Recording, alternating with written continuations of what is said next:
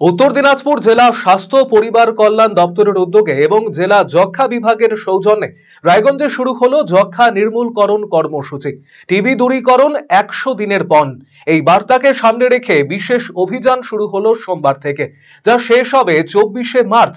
এদিন এই কর্মসূচির আনুষ্ঠানিকভাবে সূচনা হয় মহারাজাহাট ব্লক প্রাথমিক স্বাস্থ্য কেন্দ্রে।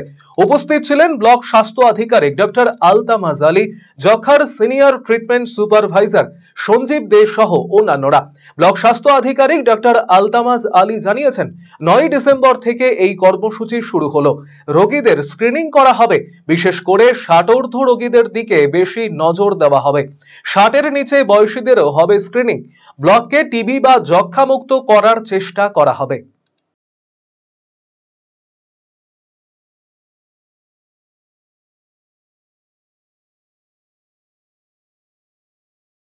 আমাদের 9 মার্চ শুরু হলো আমাদের 100 ডেজ ক্যাম্পেইন টিবি, যেটা 9 মার্চ থেকে 9 ডিসেম্বর থেকে 24শে মার্চ অবধি চলবে। এখানে স্ক্রিনিং হবে, যে এবার 60 ইয়ার্স বেসিক্যালি পেশেন্টগুলোকে ধরা হবে, কিন্তু তার নিচেও যদি পেশেন্ট থাকে বা বেনিফিশিয়ারি থাকে সেরকম কোনো সিমটমসওয়ালা, সেই পেশেন্টগুলোকে আমরা স্ক্রিনিং করব, টিবি মুক্ত করার চেষ্টা করব। এখানে সবাইকেই এই যে কর্মসূচি যেটা শুরু হয়েছে আমাদের পশ্চিমবঙ্গে, যেটা আজকের থেকে পূর্ব ওয়েস্টবেঙ্গলে শুরু হয়েছে, সেখানে সবাইকে নিয়ে মানে কর্মসূচির মধ্যে আসা উচিত। এইটার মধ্যে যে গ্রামে গঞ্জে বিভিন্ন টিবি যে থাকে, সেটা এই প্রোগ্রামের মাধ্যমে আশা করি পুরোটাই উঠে। সিনিয়র ট্রিটমেন্ট সুপারভাইজার সঞ্জীব দে জানিয়েছেন, 100 দিন ধরে গোটা ব্লকে কাজ হবে। যক্ষ্মা রোগীদের নিয়ে সার্ভে করা হবে, যক্ষ্মা আক্রান্তদের ওষুধ প্রদান করা হবে।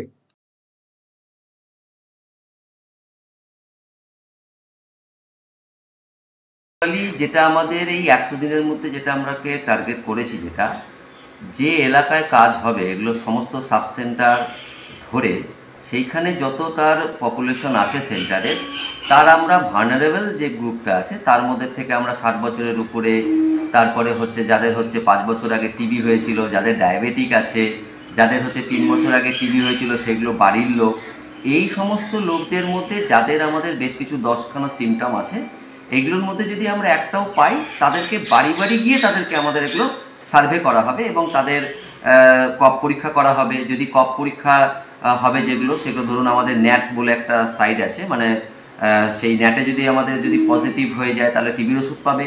যদি দেখা গেল তার নেগেটিভ হলো তাহলে তাদের আমরা এক্স রে করাবো। এবার এক্স রে করার পরে যদি এক্স রে দেখা যায় যে তার সাজেস্টিভ হয়েছে তাহলে তাকে টিবির ওষুধ দেবো।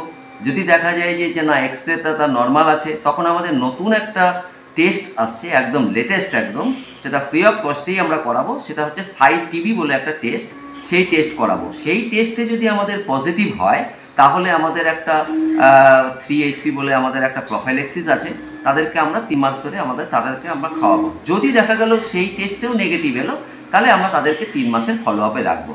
এইটা আমরা করে চাইছি যে আমরা 2025 সালে আমরা টিবি মুক্ত আমরা একটা বাংলা, এবং আমি আমার তরফ থেকে আমার ব্লককে আমরা করতে চাইছি, মানে টিবিটাকে আমি যতটা পারি আমাদের যে বার্ডেনটা আছে তার থেকে আমরা কিছুটা কমাতে চাইছি।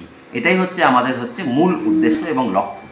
অন্যদিকে এদিন রায়গঞ্জ মেডিকেল কলেজ ও হাসপাতালে অবস্থিত জেলা যক্ষ্মা কেন্দ্র এই বিশেষ অভিযান শুরু হয়। এদিন এই উপলক্ষে একটি ছোট্ট অনুষ্ঠানের আয়োজন করা হয়। সেখানে জেলার ভারপ্রাপ্ত যক্ষ্মা আধিকারিক দীপ সামন্ত জানিয়েছেন, 100 দিনের ক্যাম্পেইন শুরু হলো। যক্ষ্মা সন্দেহভাজন মানুষদের 10টি উপসর্গের ভিত্তিতে স্ক্রিনিং করা হবে।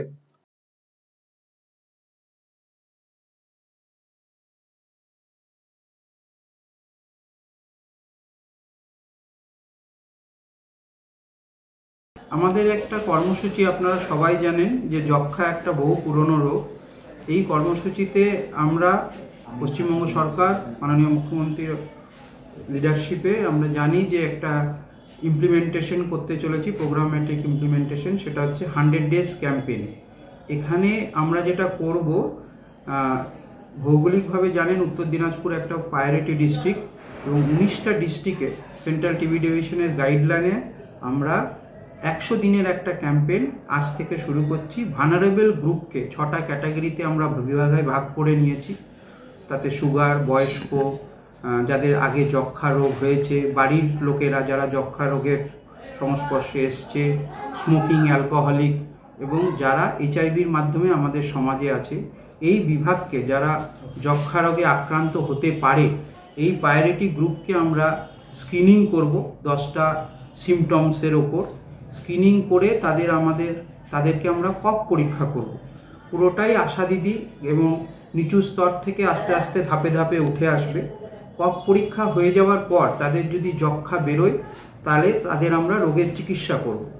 যদি তাদের কফ পরীক্ষায় রেজাল্ট নেগেটিভ আসে তাহলে তাদেরকে আমরা এক্সরে করাবো। এক্সরে করিয়ে যদি তাদের ডাক্তারবাবুকে দেখাবো, ডাক্তারবাবু যদি মনে করেন এক্সরেতে টিবি আছে তাহলে তার চিকিৎসা হবে। এবং এক্সরে যদি নর্মাল হয়, আমাদের এটা একটা ল্যান্ডমার্ক ব্রেক থ্রু টিবি চিকিৎসায় বলতে পারেন। আমরা তাদের মধ্যে জীবাণু সংক্রমণ আছে কিনা, আমাদের হাতে এখন অস্ত্র চলে এসছে একটা সাই টিবি নামক টেস্ট, সেটা প্রয়োগ করে যদি তাদের মধ্যে পজিটিভিটি পাওয়া যায়, যাতে জীবাণুটা রোগ না করতে পারে তার প্রতিরোধেরও ওষুধ আমাদের কাছে চলে এসছে 3HP নামে। সেই ওষুধ প্রয়োগ করে সপ্তাহে একটা করে 12 সপ্তাহ দেওয়া হবে। সেই ওষুধ প্রয়োগ করে আমরা টিবি রোগকে যাতে না হয়, জীবাণু ইনফেকশন হলেই যে রোগ হতে হবে সেই প্রতিরোধ করারও আমাদের হাতে এখন কিন্তু টেস্ট এবং ওষুধ চলে এসছে, সেটা প্রয়োগ করা হবে। এছাড়াও যেসব ওপিডিতে আমাদের পেশেন্ট লোড আছে, জানেন এটা শীতকালের সময়, সিজন চেঞ্জের সময় শ্বাসকষ্ট, জ্বর, জ্বালা, কাশির রুগীরা আসছে, তাদেরকে আমরা স্ক্রিনিং করব। গ্রামীণ হাসপাতাল তার উঁচু স্তরের হসপিটালে 10% করে এবং তার নিচে 5% করে।